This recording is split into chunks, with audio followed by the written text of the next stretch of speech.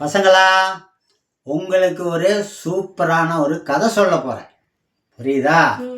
ஆசை, பேராசை, இந்த ரெண்டுக்கும் உள்ள வித்தியாசம், அதனால் ஏற்படக்கூடிய கஷ்டம், நஷ்டம், இதெல்லாம் நீங்கள் புரிஞ்சுக்கணும். படிக்கிற பிள்ளைங்க புரிஞ்சுக்கணும். புரியுதா?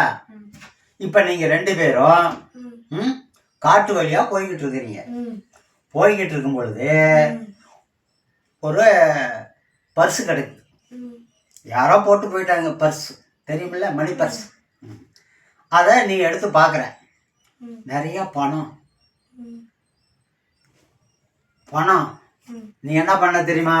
ஆஹா, பணம், இவ்வளோ பணம் இருக்கு, நம்ம இதோட போவானா, இங்கேயோ நேராக வீட்டுக்கு போயிடலாம், வேற யாராவது பார்த்தாக்க பிடிக்கிட்டு போயிடுவாங்க அப்படின்ட்டு கிளம்பி வீட்டுக்கு போகிறேன். அவனையும் கூப்பிடுறேன், டேய் போறா, நம்ம இதுக்கு மேலே போகணும் வாடான்னு கூப்பிடுறேன். அவன் என்ன தெரியுமா சொல்கிறான்? டேய் போடா, எது பணம் தானே, அது போ, நீயோ போ. நான் இன்னும் முன்னாடி போனேன்னாக்க இந்த காட்டுக்குள்ளே இன்னும் என்னென்ன இருக்குமோ, தங்கம் கிடைக்கும், வைரம் கிடைக்கும், நான் பெரிய ஆள் ஆகிடுவேன் உன்னை விட, அதனால் நீ போ, நான் போகிறேன் அப்படின்ட்டு அவன் திரும்பி போய்கிட்டு இருக்கான். அவனுக்கு ஆசை அதிகமாகிடுச்சு, உன்னை விட பெரிய ஆள் ஆகணுன்ட்டு. அவன் போனானா, ஒரு பொட்டி கிடந்துச்சு. என்ன பார்த்தான், எடுத்தான், நல்ல வெயிட்டாக இருந்துச்சு. இதில் நிறையா தங்கம் இருக்கும் போல் இருக்கு, என்ன அவனை விட நம்ம பெரிய ஆள் ஆகிடுவான் அப்படின்ட்டு அந்த பெட்டி எடுத்துக்கிட்டு வீட்டுக்கு வரான். நீ பர்ஸை அங்கேயே திறந்து பார்த்துட்டா பணம் இருக்குதுன்னு தெரிஞ்சு போச்சு. இவன் பெட்டி அங்கே திறக்கலை, பூட்டி இருந்துச்சு. நேராக வீட்டுக்கு வந்துட்டான். வீட்டுக்கு போய் பொட்டியை திறக்கிறதுக்கு சாவியை கீவி ஒன்றும் கிடையாது, பூட்டி இருக்கு. என்ன பண்ணான் தெரியுமா? கல் எடுத்து, சுத்தியில் எடுத்து அந்த பொட்டியை உடைச்சான்.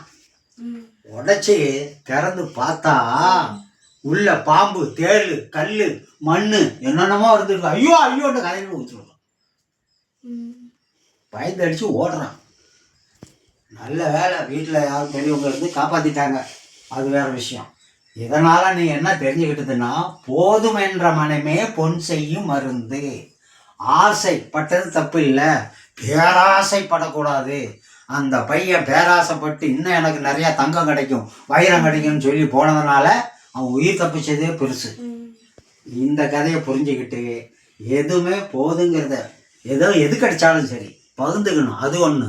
பகர முடியலையா ஆசை, அது ஒன்று நிப்பாட்டிக்கணும். பேராசை படக்கூடாது.